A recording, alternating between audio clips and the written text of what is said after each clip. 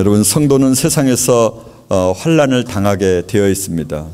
오늘 제목은 환난, 우리가 사랑해야 할 삶이라고 하는 제목의 말씀을 드리려고 하는데요.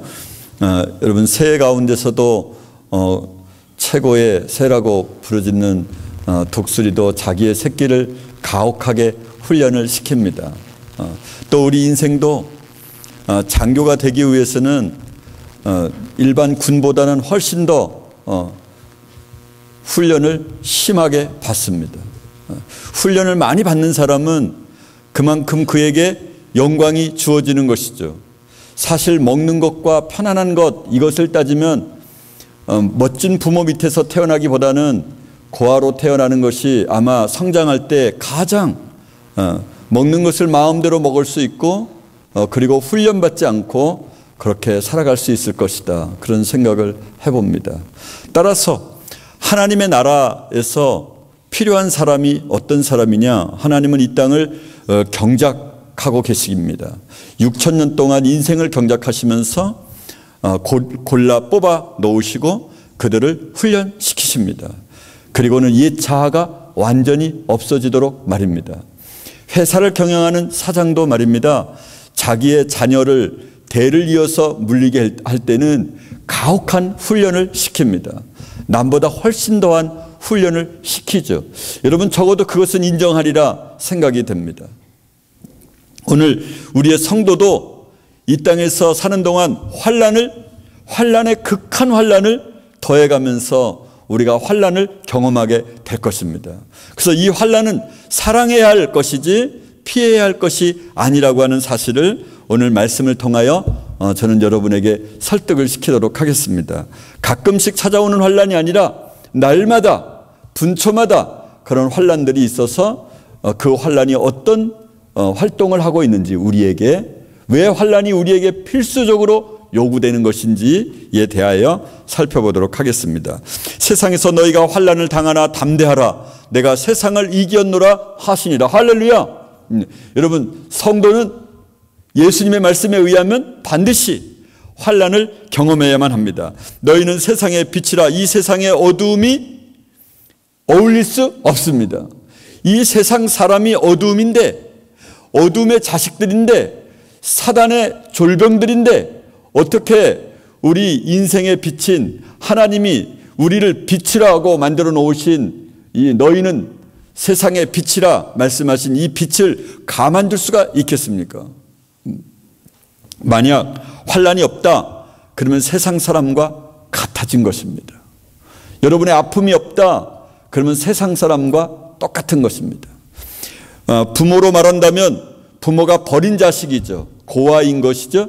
히브리서 12장에 나타나는 것처럼 너희에게 환난이 없으면 너희가 버린 자요 사생자라, 이렇게 말씀하셨습니다. 여러분, 환난이 없는 사람은 사생자고 버리운 자입니다. 세상 사람들은 대체적으로 환난이 적습니다. 물론 그 가운데 선택되어진 사람들은 끊임없는 환난을 통하여 그리스도 예수를 만나게 할 수 있을지 모르겠습니다만은 어쨌든 세상 사람보다는 우리가 환난이 훨씬 더 극심하게 되어 있습니다. 세상 사람들을 환난에다 몰아놓으면 어떻게 되겠습니까? 그럼 끝내는 지옥으로 가겠죠. 그래도 하나님을 아는 사람에게 조금씩 환난을 주어야 따라오지 않겠습니까? 다이아몬드가 진짜인지 가짜인지 구별하는 방법이 있다고 합니다. 다이아몬드에는 워터 테스트라고 하는 방법이 있는데, 물속에다가 이 다이아몬드를 놔두고 모조품과 진품을 갖다 놔두면은 물속 가운데서 확연하게 빛내는 정도가 다르다고 합니다. 여러분, 우리 성도는 어디에다 놔두고 훈련을 하는 겁니까? 진짜인지 가짜 성도인지 어떻게 알 수 있습니까? 이 환난에 들어가 본 사람은 자신이 알 수 있습니다. 환난, 이것은 우리가 그렇게 사모하고 기뻐해야 할 것입니다. 여러분, 환난을 두려워하지 마십시오.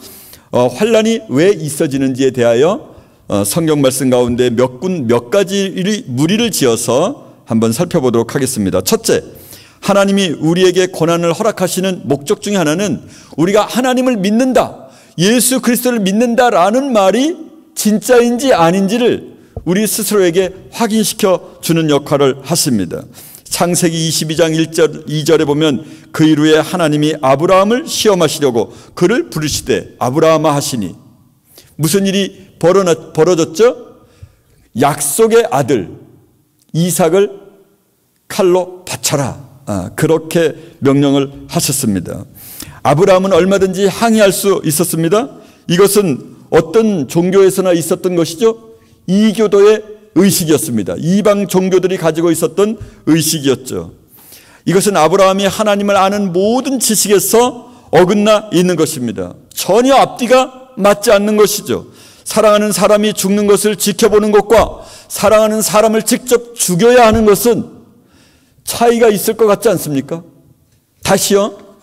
사랑하는 사람이 죽어가는 것을 지켜보는 마음과 사랑하는 사람을 직접 죽여야 하는 마음, 이것이 다른 것 아니겠습니까? 그런데 사랑하는 자녀, 약속의 자녀를 바치라고 하나님께서 그렇게 말씀하십니다.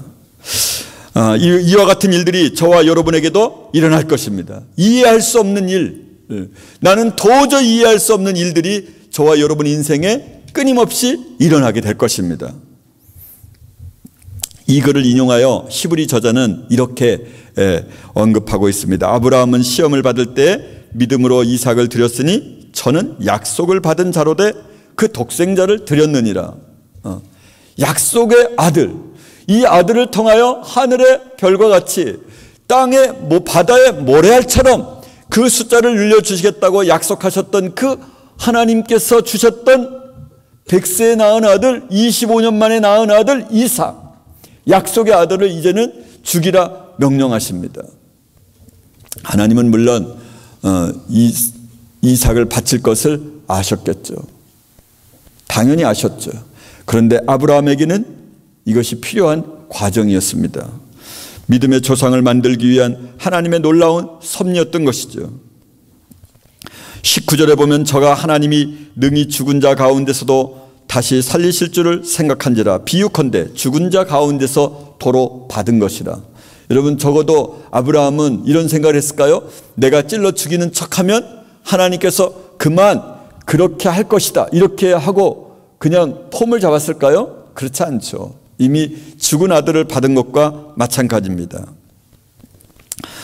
저와 여러분도 설명할 수 없는 환난과 핍박을 받게 될 것입니다. 따라서 그럴 때 하나님을 사랑한다는 우리말이 진짜인지 가짜인지를 우리가 드디어 알게 되겠죠.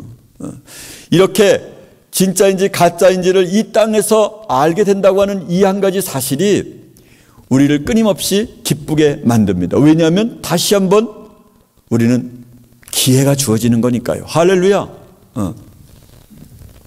가짜인 경우 즉시 돌이키도록 기회를 얻게 되는 것입니다. 얼마나 하나님의 놀라운 은혜입니까? 내가 가짜구나 라는 것을 알 수 있는 유일한 기회가 이 환난의 기회입니다.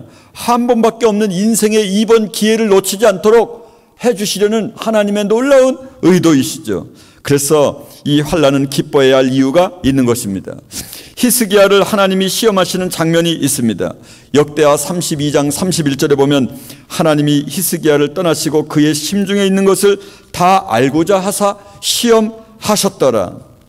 히스기야가 마음이 교만하여 그 받은 은혜를 보답지 아니하므로 진노가 저와 유다와 예루살렘에 임하게 되었더니, 잘 아시는 것처럼 사네립이라고 하는 아수르 왕이 그가 가는 곳곳마다 모조리 모든 나라를 다 없애버리고 다 죽이고 극악무도하고 잔인무도한 나라 아수르 사네립, 그가 와서 외칩니다.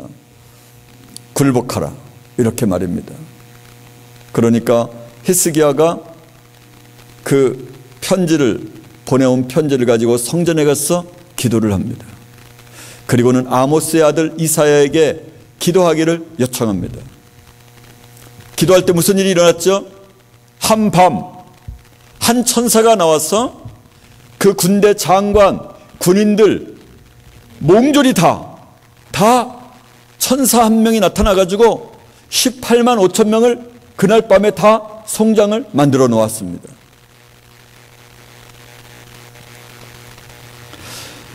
여러분, 히스기야는 시험에 불합격하였습니다. 하나님의 은혜를 경험하고 겸손한 것이 얼마나 중요한지. 여러분, 우리도 겸손해야만 합니다. 그 후가 훨씬 더 중요합니다. 하나님의 은혜를 받은 자는 그 이유가 너무도 중요합니다. 두 번째는 핍박을 받는 것은 경건하게 산다고 하는 증거가 됩니다. 무릇 그리스도 예수 안에서 경건하게 살고자 하는 자는 핍박을 받으리라. 할렐루야. 경건하게 산다고 하는 증거가 무엇입니까? 핍박을 받는 것이 곧 경건하게 산다고 하는 증거가 됩니다. 세 번째로 환난은 세상에 속하지 아니하였다는 증거가 됩니다. 오늘 말씀에 읽었던 것처럼 너희가 세상에 속하였으면 세상이 자기의 것을 사랑할 터이나 너희는 세상에 속한 자가 아니요 도리어 세상에서 나의 택함을 입은 자인 거로 세상이 너희를 미워함이라. 할렐루야. 세상이 우리를 미워하지 아니하면 우리는 세상에 속한 사람이라, 이런 뜻입니다. 우리가 세상에 속하지 아니하였기 때문에 세상 사람들이 우리를 미워하게 되어 있습니다. 할렐루야. 그래서 세상 사람들이 우리를 미워했다. 그러면 그거야말로 너무도 아름다운 일입니다. 우리가 구원을 받았다는 증거고 세상에 속하지 않았다고 하는 증거를 명시적으로 말해주고 있습니다. 내가 너희도 종이 주인보다 더 크지 못할 터이나 더 크지 못하다 한 말을 기억하라. 사람들이 나를 핍박하였은 즉 너희도 핍박할 터이요. 할렐루야. 예수님에게 속한 사람은 예수님이 받았던 그 핍박을 그대로 받아야 된다라고 하는 것을 말씀해 주시고 있는 것이죠. 예수님에 속한 사람, 그런 사람이라고 하는 증거가 되는 것입니다. 요한복음 17장에는 또 이런 말씀이 있습니다. 내가 아버지의 말씀을 저희에게 주었사오매 세상이 저희를 미워하였사오니 이는 내가 세상에 속하지 아니한 같이 저희도 세상에 속하지 아니함이니라. 할렐루야. 여러분, 환난은 세상에 내가 속하지 않았다고 하는 명백한 증거를 나타내 보이고 있습니다. 네 번째로 환난은 예수님이 증거되게 하기 위하여 이 환난이 허락됩니다. 잘 아시는 것처럼 바울에게 뭐라고 이야기합니까? 네가 로마에 압송되어 가는 것은 네가 왕 앞에 서야 하리라. 왜? 네가 왕 앞에서 사람들 앞에서 증거가 되기 위하여, 내 증거가 되기 위하여 너는 그곳에 가야만 한다. 내 사랑을 그 왕들에게도 전해주어라. 이렇게 말씀하시는 것이죠. 너희는 스스로 조심하라. 사람들이 너희를 공회에 넘겨주겠고 너희를 회당에서 매질하겠으며 나를 인하여 너희가 관장들과 임금들 앞에 서리니 이는 저희에게 증거되려 함이라. 할렐루야. 하나님께서 예수 그리스도 그분을 이방 사람들에게, 관장들에게, 임금들에게 설명되기 위해서는 어떻게 가야 하는 것입니까? 아무도 그것을 가도록 허락하지 않으니까. 예수를 믿는 사람이 전도할 기회를 얻을 수가 없으니까 그 인간에게도 마지막으로 하나님의 놀라운 사랑을 그에게 전할 수 있는 방법이 무엇이었습니까? 죄수로 가는 방법이었습니다. 무수하고 죄가 없는데 잡아 끌어들여서 신문을 할 때 우리는 나는 잘못하지 않았습니다 라고 변명하는 것이 아니라 그 자리에서 예수 그리스도를 전하는 것입니다. 이제 변명하라. 이 변명할 그 기회에 자신을 변명하지 아니하고 그리스도 예수를 노래하는 것이죠. 스데반처럼 말입니다. 얼마든지 내가 잘못했습니다. 내가 좀 과격한 것 같습니다. 이렇게 해서 자기의 생명을 연장시킬 수 있는 기회 자체를 없애버렸습니다. 변명하라 그럴 때 그는 변명하지 않냐고 복음을 증거했던 것처럼 말입니다. 이 환난은 다른 사람들에게, 우리에게 환난을 주는 사람들에게 예수님이 증거되게 하기 위해서라고 하는 것을 잊어서는 안 됩니다. 다섯 번째로 예수님의 생명이 우리 몸에 나타나기 위하여 우리가 환난과 핍박을 받게 됩니다. 우리가 항상 예수 죽인 것을 몸에 짊어지면 예수의 생명도 이 죽을 육체에 나타나게 하려 함이라. 할렐루야. 그렇습니다. 우리 산자가 항상 예수를 위하여 죽음에 넘기우면 예수의 생명이 우리 죽을 육체에 나타나게 하려 합니다. 유사한 말씀이 이렇게 있습니다. 여러분, 우리가 날마다 죽는 일들이 우리 가운데 있어야만 합니다. 이제 죽었네, 이제 내 인생 끝이네, 이런 일들이 우리에게 있어진 이유는 예수의 생명이 우리 죽을 육체에 나타나기 위해서입니다. 여섯 번째로 겸손하기 위하여 고난은 우리에게 있는 것입니다. 고린도후서 12장 7절에서 10절까지의 말씀 보면 사도 바울이 그가 자기 몸에 사단의 가시가 있었다 그렇게 외쳤습니다. 이 가시가 없어지기 위하여 간절히 3번을 기도했습니다. 하나님의 말씀이 무엇이었죠? 내 은혜가 내게 족하다 말씀하셨습니다. 내게 이르기를 내 은혜가 내게 족하도다. 이는 내 능력이 약한 데서 온전하여 짐이라 하신지라. 이러므로 도리어 크게 기뻐함으로 나의 여러 약한 것들에 대하여 자랑하리니 이는 그리스도의 능력으로 내게 머물게 하려 함이라. 여러분, 너무 자고하지 않게 하시려고 내 육체에 가시고 사단의 사자를 주셨으니.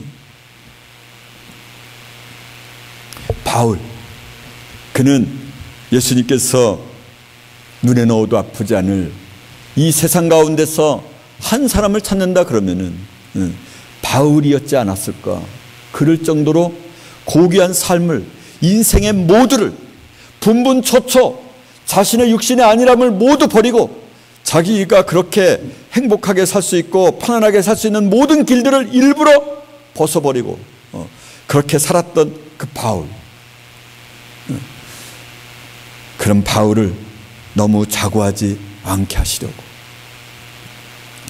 요즘에는 대부분 이 글을 해석하면서 내 육체에 가시고 사단의 사자를 주셨으니 라고 하는 이 헬라어 원문에 보면은 사단의 사자 이렇게 표현된 것으로 봐서 그를 항상 괴롭히고 항상 낮추고 항상 욕을 하고 항상 무시하는 한 사람이 있었을 것이다. 이렇게 해석하는 사람들도 있습니다. 만약 저와 여러분 주위에 우리를 항상 무시하고 우리를 감정을 뒤틀리게 만들고 그를 생각하면 밥도 제대로 먹어지지 않는 그런 인생을 둘 수 있습니다.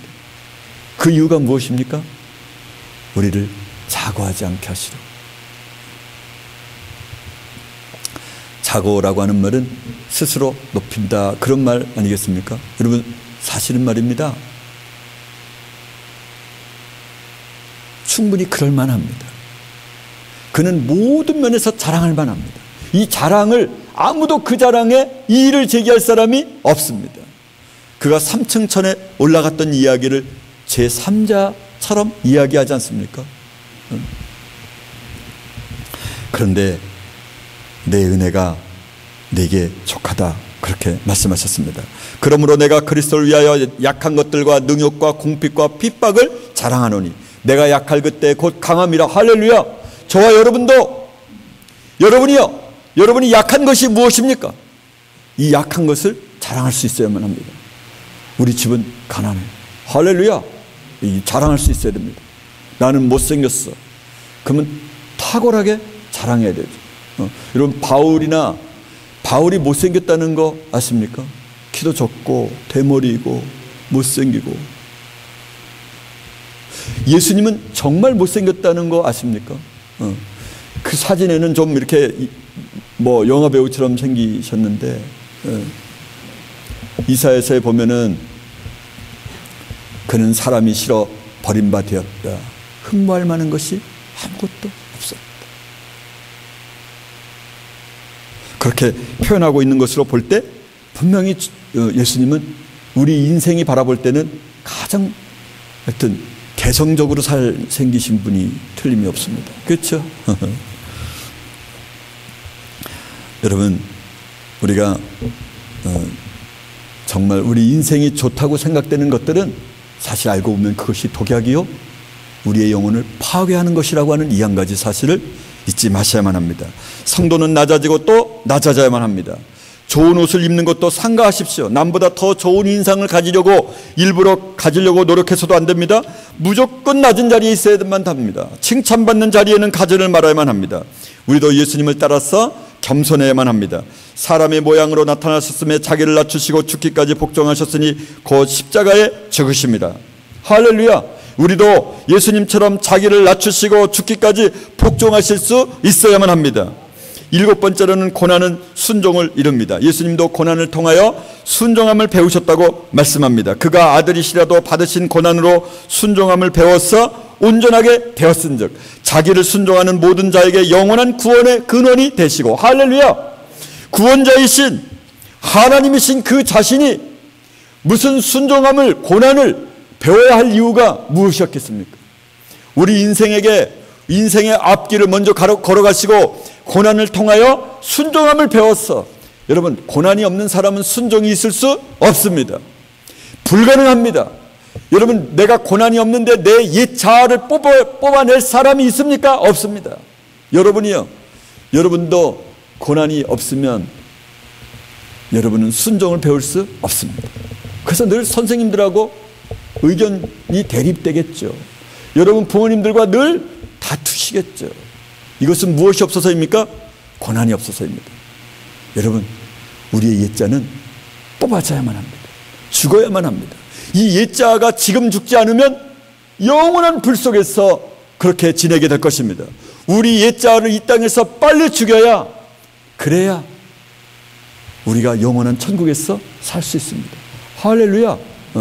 여러분, 그래서 이 고난은 모든 사람이 사랑해야 될 일이고, 이 고난의 길을 앞장서서 걸어가야 될 일이고, 이 고난이 없으면 순종이 안 됩니다. 이 옛자로부터 자유해질 방법이 아예 없습니다.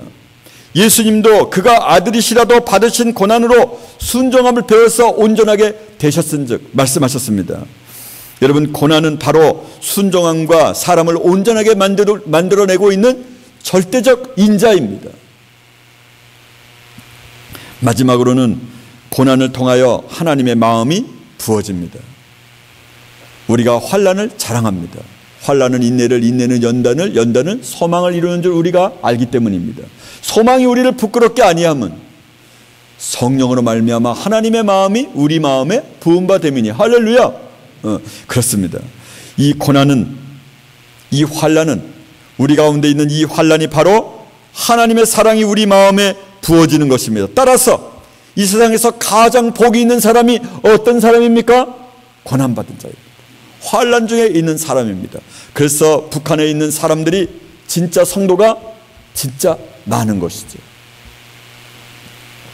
여러분, 우리 중에 보면 한 40명 이렇게 미만 되는데, 이 40명이 다 구원받으려면 말입니다, 교회 다니는 사람 4만 명이 다 지옥을 가줘야, 그래야 우리가 천국에 갈 수 있거든요. 여러분, 그러려면 훈련이 되어 있어야 되지 않겠습니까? 군인도 말입니다, 훈련을 많이 한 사람들만이 전쟁에서 자신의 몸을 보호하고 국가를 보호할 수 있습니다. 여러분, 농구하는 사람이, 축구를 하는 사람이, 그가 이 게임을 해서 결정이 됩니까? 우승이? 아닙니다. 게임을 하기 전에 언제 이미 결정이 된 겁니까? 훈련장에서 이미 우승이, 그리고 승패가, 지는 것이 결정이 되는 것입니다. 여러분은 어떤 훈련 가운데 있습니까? 어떤 고난을 받고 있는 것이죠? 여러분, 끊임없이 기분이 나빠서 기분이 나쁜 대로, 감정대로 행동을 합니까? 그러면 그것은 실력이 없는 것입니다. 이미 이 훈련장이 이 땅에서 이미 지옥행을 결정하고 있는 것이죠. 여러분이요, 환난은 우리의 영광이 됩니다. 고린도후서 4장 17절에 보면 우리의 잠시 앓는 환난에 경한 것이 지극히 크고 영원한 영광에 중한 것을 우리에게 이루게 함이니. 잠시 앓는 환난에 경한 것이, 우리는 죽을 것만 같은데, 이러다가 정말 죽을 것 같은데, 내가 이러다가는 정말 제정신이 아닐 수 있는데, 이것이 가벼운 거라는 겁니다. 왜? 영광이 워낙 무겁고 크기 때문에, 내가 죽을 것 같은, 이 이상 지나가면 내가 정신 이상이 될 것 같은 이런 환난에 극심한 것도 사실은 환난이 아주 너무너무 가벼운 것이 된다는 것이죠. 로마서 8장은 생각컨대 현재의 고난은 장차 우리에게 나타날 영광과 좋게 비교할 수 없도다. 할렐루야. 그렇습니다. 여러분이요, 저와 여러분 인생 가운데 끊임없는 환난이 시간을 더해가면서, 여러분 믿음을 더해가면서 그 환난의 폭이 깊어지고 강해질 것입니다. 죽을 것 같은 그런 환난이 사실은 가벼운 것이 될 것이죠. 그래서 예수님과 정말 친밀한 사람은 이 세상에서 당하는 그 어떤 환난이 아니게 된 것이죠. 시험인 이유 중에 하나는 우리가 예수 그리스도가 최고가 아니다라고 하는 것을 말해주는 것입니다. 베드로전서에서는 이렇게 말씀하고 있습니다. 오직 너희가 그리스도의 고난에 참여하는 것으로 즐거워하라. 사랑하는 자들아, 너희를 시련하려고 오는 불시험을 이상한 일 당한 것 같이 이상히 여기지 말고 그리스도의 고난에 참여하는 것으로 즐거워하라. 할렐루야. 그리스도 예수의 고난에 참여하는 것으로 저와 여러분도 즐거워야만 합니다. 그리스도의 이름으로 욕을 받으면 복 있는 자로다. 영광의 영 곧 하나님의 영이 너희 위에 계심이라. 할렐루야. 그리스도 예수의 이름으로 우리가 욕을 먹어야만 합니다. 제가 이렇게 밤에 이제 역을 몇 개 이제 다니고 있는 중이에요. 어떻게 가서 도와줘야 되나? 어디에 홈리스들이 어디에 있나? 그랬더니 그 역에 있더라. 천안역 보니까 시간마다 그 인원수는 달라지겠지만 가서 음식을 나눠주다가 돈을 나눠주다가 뺨을 한 대 얻어맞고 욕을 한 대 먹으려고 아주 일부러 그냥 옆에서 얼찐얼찐 거려야 되지 않을까 그런 생각을 해봅니다. 돈을 주는데 좋아하면 어떡하지?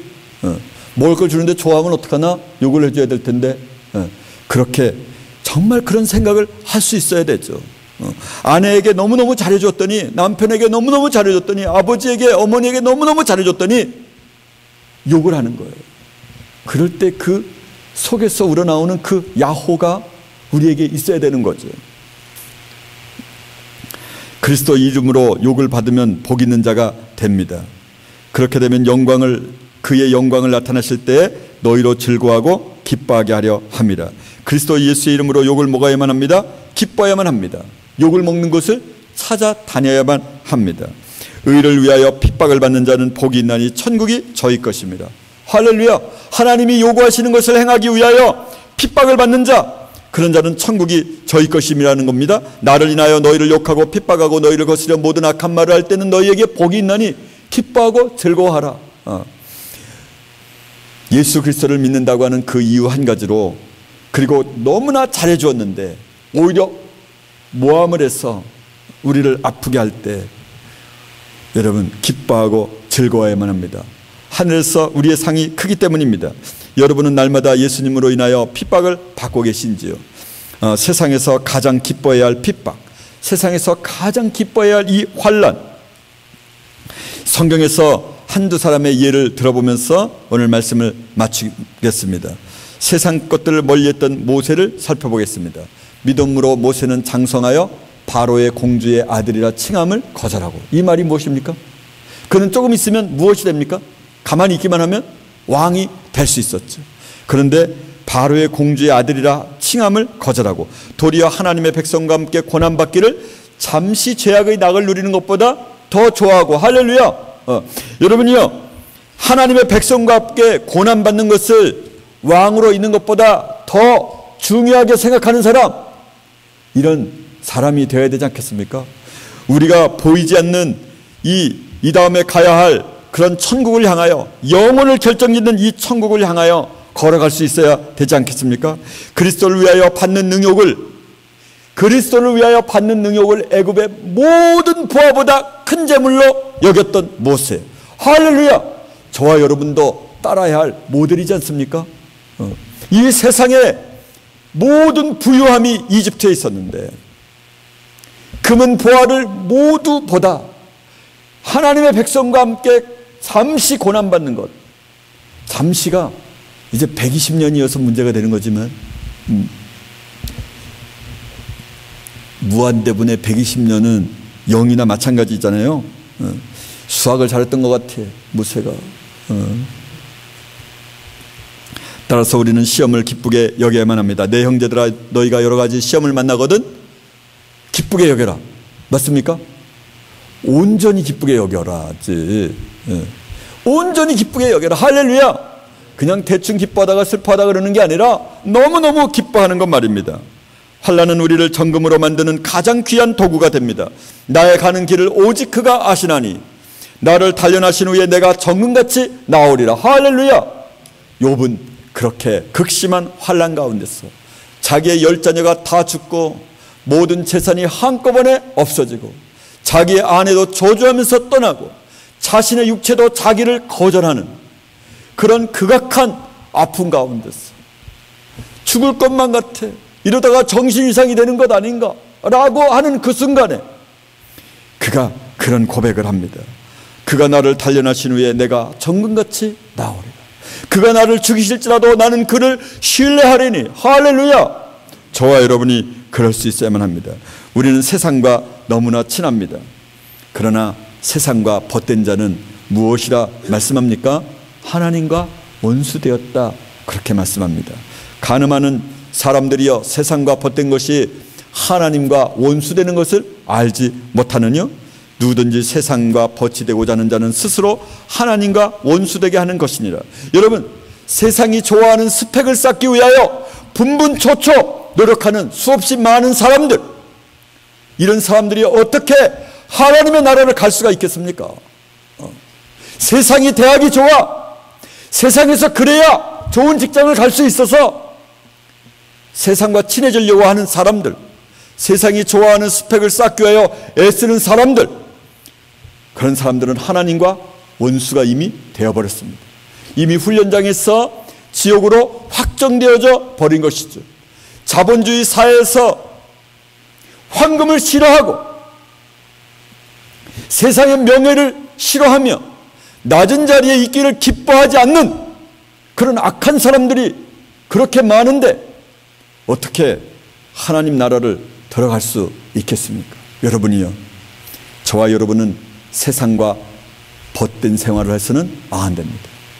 세상이 좋아하는 스펙을 쌓고자 노력하는 것이 아니라 세상이 싫어하는 스펙을 쌓기 위하여 분분초초 노력해야만 합니다.